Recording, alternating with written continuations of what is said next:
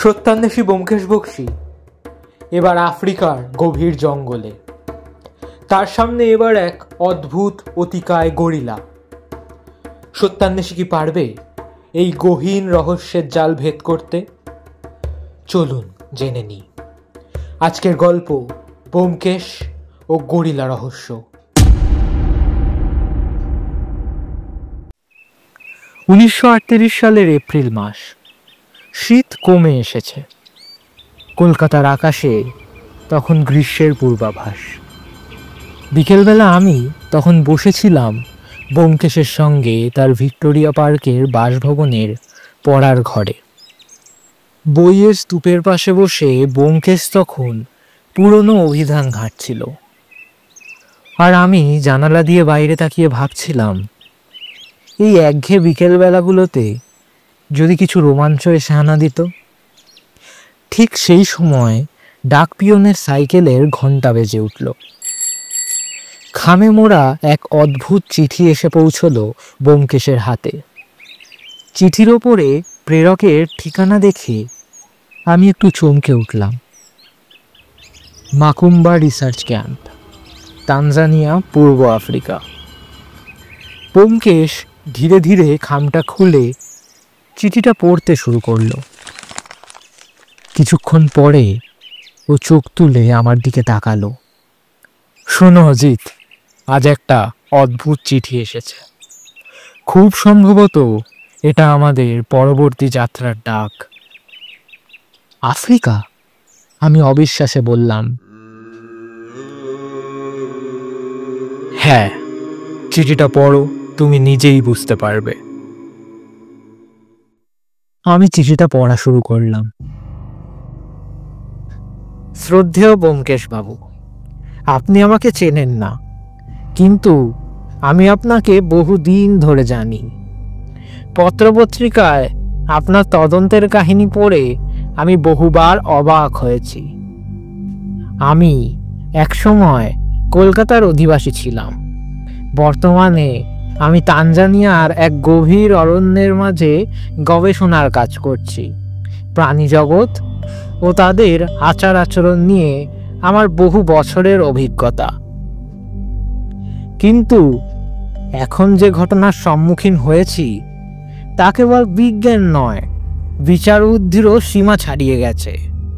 ব্যোমকেশ বাবু, আমি নিরুপায় হয়ে এই চিঠি লিখছি। এক ভয়ঙ্কর অথচ অদ্ভুতভাবে বুদ্ধিমান জীবের অস্তিত্ব এখানে দেখতে পাচ্ছি, যে শুধু হিংস্র নয়, প্রতিশোধ পরায়ণও। আমাদের ক্যাম্পে বিগত কয়েক মাসে 3 জন লোক প্রাণ হারিয়েছেন। তাদের মৃত্যুর ধরন এতটাই ভয়াবহ যে স্থানীয়রা বিশ্বাস করছে জানুরুহু অর্থাৎ অরণ্যের আত্মা ফিরে এসেছে। কিন্তু আমি জানি এটা কোনো দৈব বিষয় নয়, এ যেন আমারই পাপের প্রতিফলন।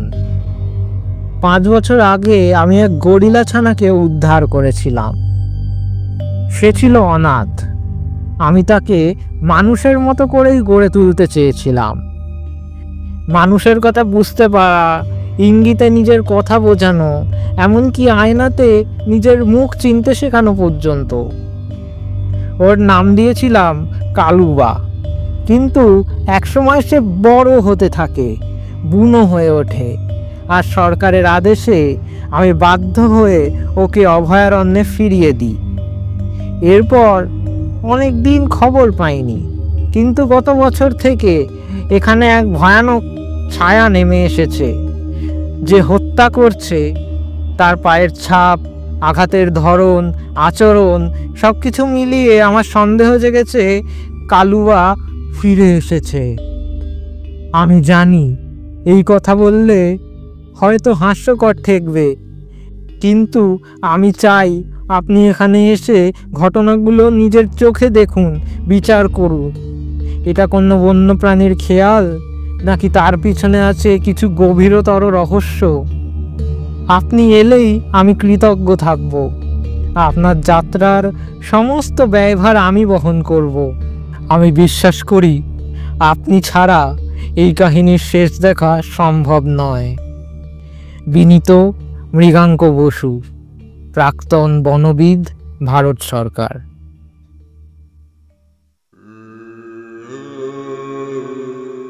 আমি চুপ করে বসেছিলাম কিছুক্ষণ, তারপর বললাম, তুমি কি ভাবছো, এটা কি সত্যি হতে পারে? ব্যোমকেশ ধীরে মাথা নাড়ল। অজিত, এই চিঠিতে যে ভাষা, যে অসহায়তা, সেটা বানানো মনে হয় না। আর একটা গরিলার এমন আচরণ যদি সত্যিই ঘটে থাকে, তাহলে সেটা শুধু একটা প্রাণীজ রহস্য নয়, এটা মনোবিজ্ঞানেরও বিষয়। আমি একটু হাসলাম। তাহলে কি বলছো, আমরা আফ্রিকা যাচ্ছি? হ্যাঁ, তুমি যদি রাজি থাকো তাহলে আমি মৃগাঙ্কবাবুকে আজই টেলিগ্রাম পাঠাবো। আমি একটু থেমে বললাম, একটা কথা বলি ব্যোমকেশ, এইবার মনে হচ্ছে আমাদের জীবনের সবচেয়ে ভয়ঙ্কর মামলাটা শুরু হতে চলেছে। ব্যোমকেশ দাঁড়িয়ে জানালার দিকে তাকালো। বাইরে পশ্চিম আকাশে সূর্য ডুবছে, আলো লালচে হয়ে উঠছে। ওর কণ্ঠে ধীরে ধীরে একটা নিঃশব্দ উত্তেজনা ফুটে উঠল। হ্যাঁ অজিত, এবার রহস্য শুধু কলকাতার গলিতে সীমাবদ্ধ নয়, এবার আমরা অরণ্যের ছায়ার মুখোমুখি হতে চলেছি। আমরা রওনা হলাম 2 সপ্তাহের মধ্যে, ব্যোমকেশ ও আমি। আমরা বহু জায়গায় ঘুরেছি, কিন্তু আফ্রিকার অভিমুখে এই যাত্রা যেন সম্পূর্ণ আলাদা এক উত্তেজনা বয়ে আনছিল। এই কদিনে আমি আর ব্যোমকেশ আফ্রিকা সম্বন্ধে, বিশেষ করে গরিলা সম্পর্কে কিছু পড়াশোনা করেছি, আর আফ্রিকার স্থানীয় ভাষা কিছুটা রপ্ত করার চেষ্টা করেছি।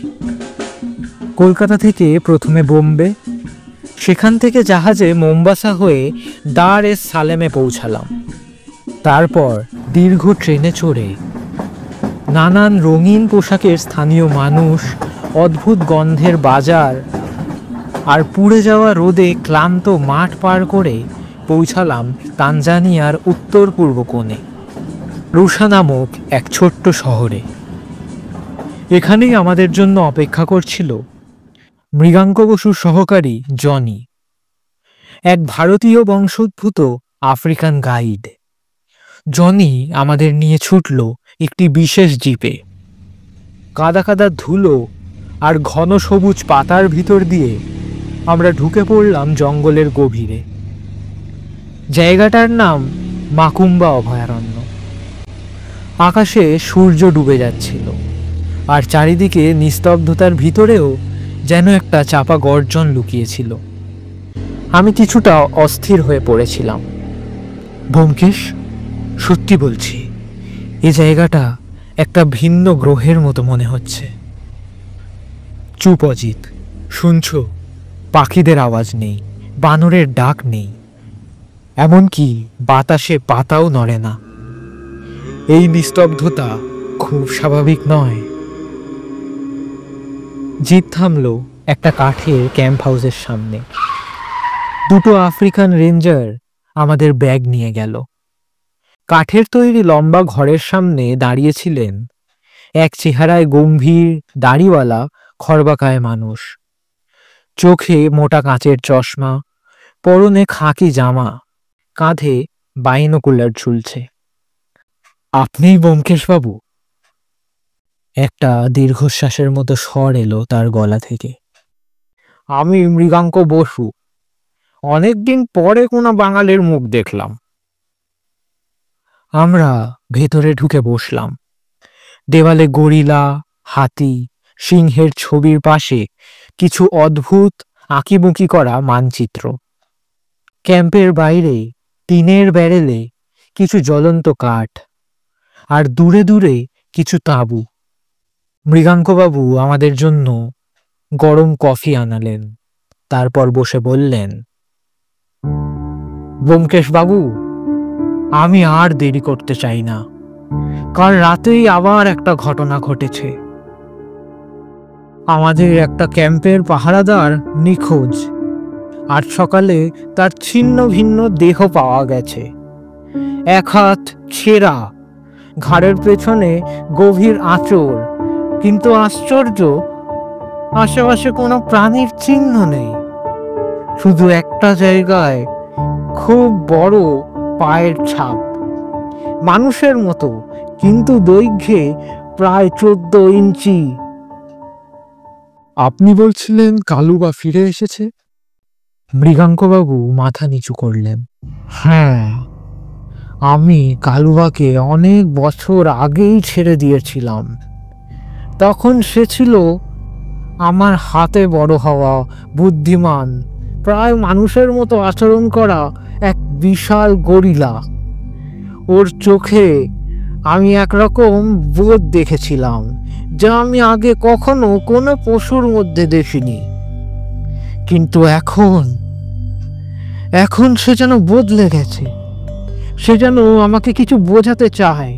আমার উপস্থিতিতেই যেন এই ঘটনা ঘটছে। সে আপনাকে চেনে এখনো? হয়তো চেনে, হয়তো ঘৃণা করে, জানি না। কিন্তু এই হত্যাগুলোর ধরন বলছে কারোর উপর রাগ, প্রতিশোধ, কিংবা এক ধরনের বার্তা। ব্যোমকেশ এবার খুব মনোযোগ দিয়ে একটা মানচিত্র খুলে দেখতে লাগলো। এই পায়ের ছাপ আপনি কেমন ভাবে পেয়েছেন? সকালবেলা ক্যাম্প থেকে 300 গজ দূরে পায়ের ছাপের ছবি তুলেছি। সেই ছবি আমি আপনাকে দেখাবো। আমি অবাক হয়ে বললাম, আপনার এখানে তো বন্দুক আছে, পাহারাদার আছে, তাহলে এখনো পর্যন্ত কেন আটকানো যাচ্ছে না ওকে? মৃগাঙ্কবাবু কাঁধ ঝাঁকালেন। অজিতবাবু, এটা একটা সোজাসাপটা প্রাণীর কাজ নয়। সে যেন জানে কোথায় আলো নেই, কাকে কখন আঘাত করলে বেশি প্রভাব পড়বে। গত মাসে একটা তাঁবুতে এসে শুধু একটা মাটির পুতুল রেখে গেছে, যার চোখে আমার চশমার ফ্রেম ছিল। আমি হঠাৎ কেঁপে উঠলাম। ব্যোমকেশ ধীরে গম্ভীর গলায় বলল, এর পেছনে একটা পদ্ধতিগত মন আছে, হিংস্রতা নয়। এটা মনে হয় কোনো পরিকল্পনা। মৃগাঙ্কবাবু হালকা গলায় বললেন, তাই তো আমি আপনাকে ডাকলাম। আমি জানি শুধু শিকারী বা পুলিশ এখানে কিছু করতে পারবে না। এখানে যুক্তি ও মনস্তত্ত্বের সহায়তা চাই। রাত নেমে এলো। দূরের জঙ্গলে হঠাৎ একটা গর্জন শোনা গেল। কেউ যেন হঠাৎ উঠে দাঁড়িয়ে চেঁচিয়ে উঠল। তারপর আবার নিস্তব্ধতা। আমি জানালার কাছে দাঁড়িয়ে থাকলাম অনেকক্ষণ। ব্যোমকেশ চুপচাপ ক্যাম্পের মাটির ওপর বসে মানচিত্র ঘাঁটছিল। সে হঠাৎ বলল, অজিত, কাল আমরা নিজের চোখে সব দেখব। আমি কালুবাকে খুঁজে বার করব। তার গলায় ছিল এক নিঃশব্দ দৃঢ়তা। কারণ আমি দেখতে চাই পশু কাকে বলে আর মানুষ কাকে বলে।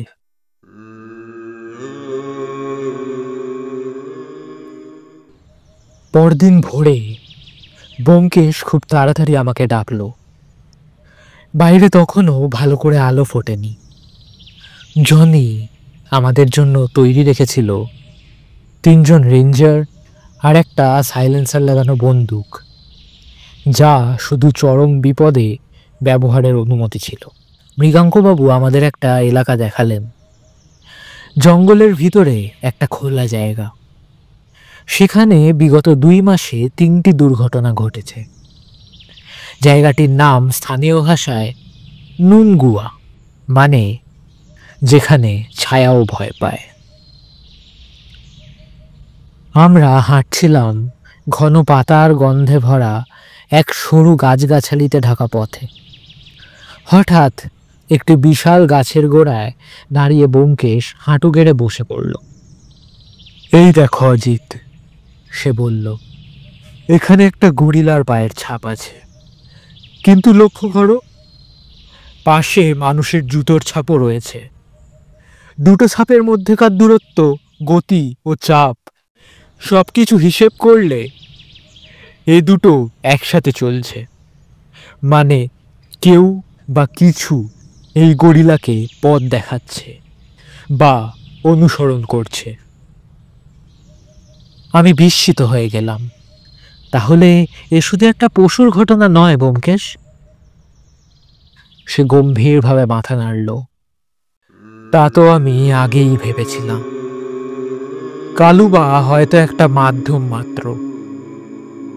কিছু দূরে গিয়ে আমরা একটা জায়গায় এসে দাঁড়ালাম, যেখানে মাটির ওপর কয়েকটা গাছের ছাল খসে পড়েছিল, আর পাশে ছড়ানো ছিল একটা ছেঁড়া খাঁকি জামা।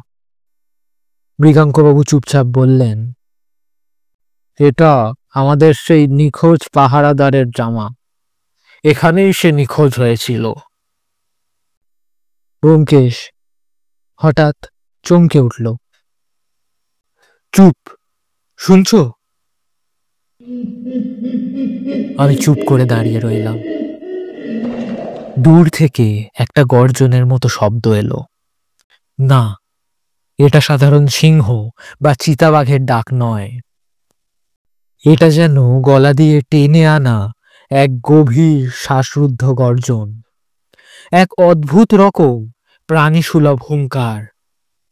কিন্তু যেন এই আওয়াজের মধ্যে ছিল মানুষের ক্রোধ বা যন্ত্রণা।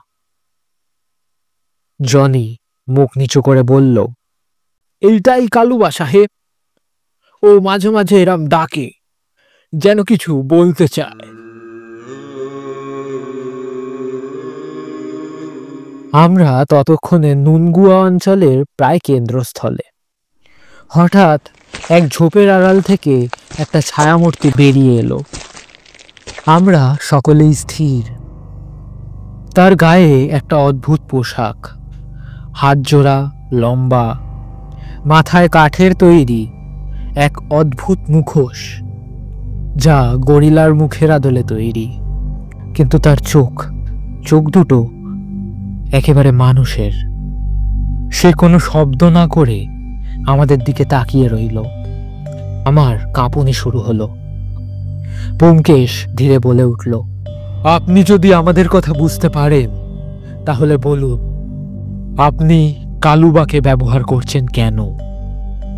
ছায়ামূর্তি এক মুহূর্ত থেমে মুখোশ খুলে ফেলল। আমরা স্তব্ধ। সে ছিল এক বৃদ্ধ আফ্রিকান, যার গায়ের চামড়ার দাগ ও বর্ণ ছিল গরিলার মতো। চোখে এক প্রকার ক্রোধ, আর গলার স্বরে ছিল বিদ্বেষ। আমি হলাম ওয়াঙ্গো, সে বলল। কালুবা ছিল আমার ভাইয়ের মতো। তোমাদের সাহেবদের খাঁচায় শৃঙ্খলে বেঁধে সে দিন গুনেছে। আমি তাকে মুক্ত করেছিলাম, কিন্তু মানুষ তাকে আবার পশু বানিয়েছে। এবার তার প্রতিশোধের সময়। সে একটা বাঁশির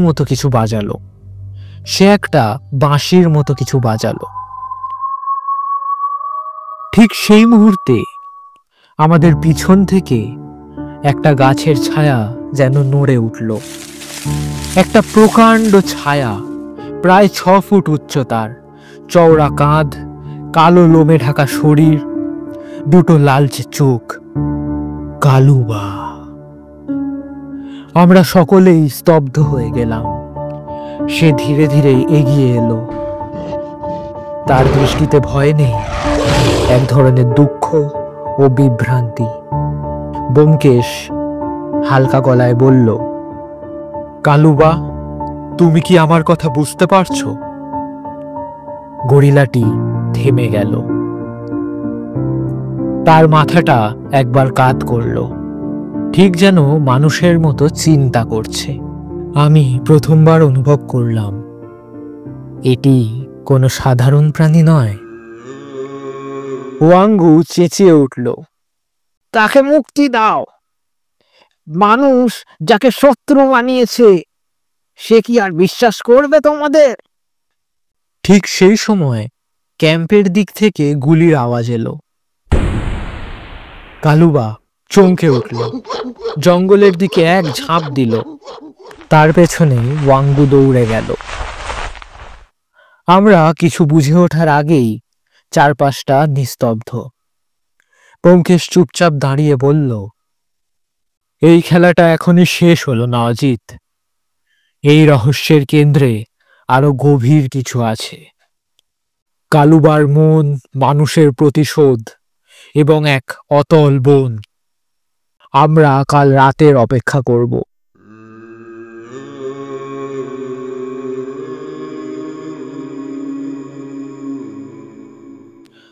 সন্ধ্যা নামতে না নামতেই আমাদের ক্যাম্পে একটা ভয়াবহ উত্তেজনা ছড়িয়ে পড়ে। সকালে ওয়াঙ্গু আর কালুবাকে চোখের সামনে দেখার পর সবাই যেন একটা কল্পনাহীন বাস্তবের মুখোমুখি হয়েছিলাম। মৃগাঙ্কবাবুর চোখে আতঙ্ক স্পষ্ট। আমি জানতাম কিছু আছে, কিন্তু এটা, তিনি কাঁপা গলায় বললেন। ওয়াঙ্গু, ও তো আমাদের পুরনো সাফারি কর্মীদের একজন ছিল। 6 বছর আগে তাকে বরখাস্ত করা হয়েছিল, কিন্তু তখন ও ছিল পুরো সুস্থ। এখন যেন এক অর্ধ পশু অর্ধ মানুষ। ব্যোমকেশ পেছনের জানালা দিয়ে বাইরে তাকিয়ে বলল, সে হয়তো মানসিকভাবে ভেঙে পড়েছিল। গরিলা কালুবার সঙ্গে এমন আত্মিক সম্পর্ক গড়ে তুলেছে, আর সেই সম্পর্কে আঘাত লাগায় সে শুরু করেছে একে একে প্রতিশোধ। কিন্তু এখনো আমি নিশ্চিত নই এই পুরো ব্যাপারটা ঠিক কিভাবে সংঘটিত হচ্ছে, তা আমায় বুঝতে হবে। সেই রাতে আমরা নিরাপত্তা দ্বিগুণ করলাম। রেঞ্জারদের চোখ কান খোলা এবং বন্দুক হাতে।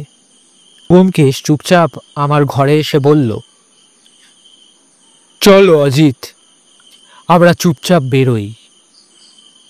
আমার সন্দেহ আজ রাতেই হবে আসল মুভমেন্ট। ক্যাম্প নয়, আমাদের যেতে হবে মৃত হ্রদের দিকে। এই এলাকায় পুরনো এক শুকিয়ে যাওয়া জলাশয় আছে, সেটা লোকজন এড়িয়ে চলে। জনির পুরনো ম্যাপে আমি সেটা দেখেছি। আমরা সোজা জঙ্গলের ভেতর দিকে হাঁটতে লাগলাম। চারদিক সুনসান, যেন বন নিজেও দম বন্ধ করে অপেক্ষা করছে। হঠাৎ রাত প্রায় 1টা নাগাদ সেই মৃত হ্রদের ধারে পৌঁছেই আমরা স্তব্ধ। চাঁদের আলোয় দেখি একটা পাথরের বেদির মতো জায়গায় দাঁড়িয়ে আছে কালুবা, তার সামনে ওয়াঙ্গু। একপাশে একটি মানুষ বাঁধা অবস্থায় পড়ে আছে। ব্যোমকেশ ফিসফিস করে বলল, ওটা জনি। ওয়াঙ্গু একটা আগুন জ্বালিয়ে মন্ত্রের মতো কিছু বলতে লাগলো, এক আফ্রিকান উপজাতি ভাষায়। তার চেহারায় পাগলামির ছাপ স্পষ্ট। তোমরা মানুষরা এই পশুটাকে মানুষ বানানোর চেষ্টা করেছিলে, এবার সে শিখবে মানুষকে কিভাবে পশু বানানো যায়। সে চিৎকার করল। ঠিক সেই সময় মুহূর্তে গর্জে উঠল কালুবা। তার কণ্ঠে সেই ভয়ঙ্কর পশুর সুর। কিন্তু আচমকা সে থেমে গেল, কারণ ব্যোমকেশ তার দিকে একটা চকচকে বস্তু বাড়িয়ে দিয়েছে। এটা দেখো কালুবা, এটা তোমার।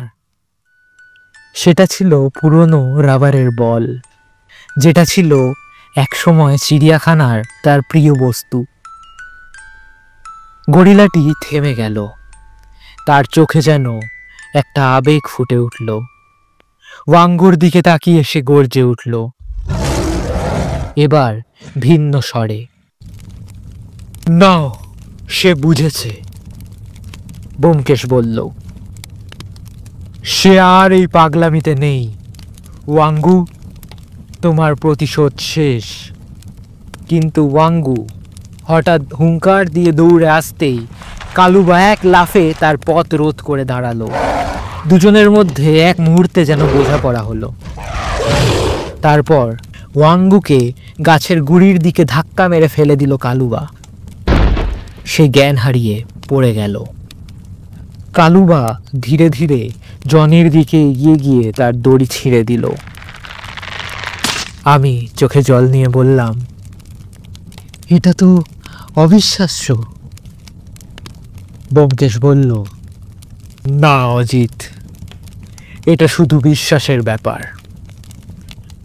একটা পশুর মধ্যেও মান হুঁশ দুটোই থাকতে পারে, যদি তাকে সেই সুযোগ দেওয়া হয়। কালুবা আর একবার চাঁদের আলোয় আমাদের দিকে তাকিয়ে জঙ্গলের দিকে চলে গেল। গাছে উঠে মিলিয়ে গেল চিরকালের মতো।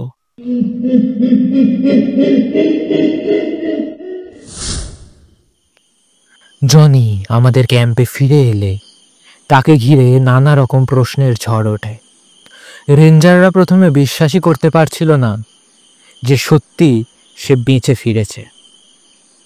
সে তখনও কিছুটা বিমূঢ়, তবে ধীরে ধীরে স্বাভাবিক হয়। ব্যোমকেশ ওকে নিজের তাঁবুতে নিয়ে গিয়ে একটু বসতে বলল। বলো জনি, আসলে কি ঘটেছিল?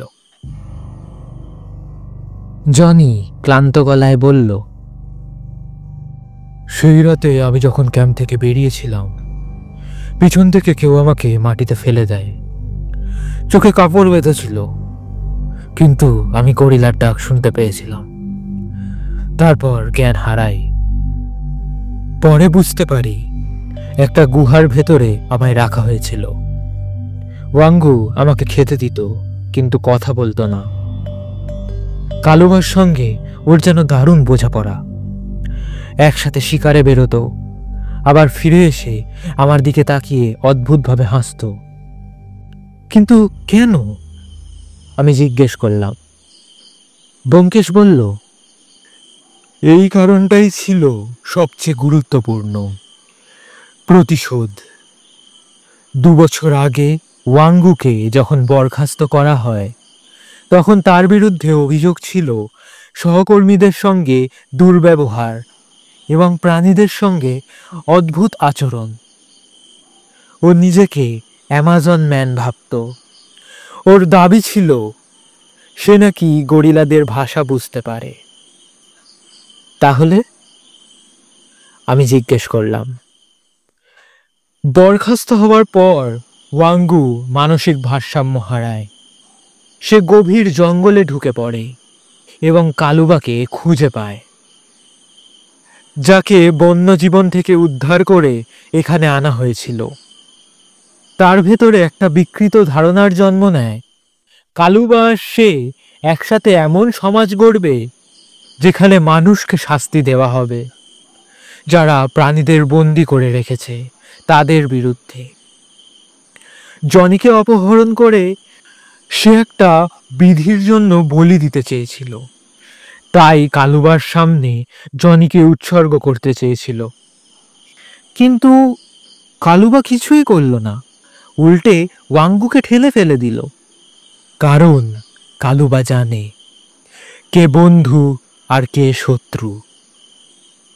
আমি সেই পুরনো খেলনার বলটা এনেছিলাম, ও স্মৃতির শেষ ছোঁয়া।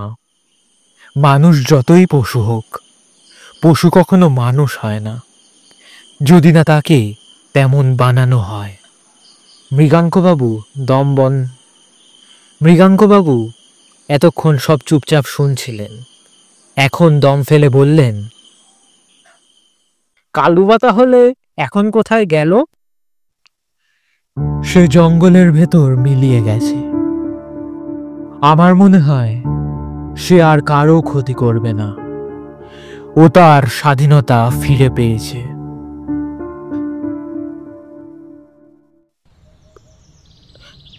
পরদিন সকালে হেলিকপ্টারে ফিরে যাওয়ার আগে আমরা ক্যাম্পের পেছনের পাহাড়ের দিকে শেষবার তাকালাম।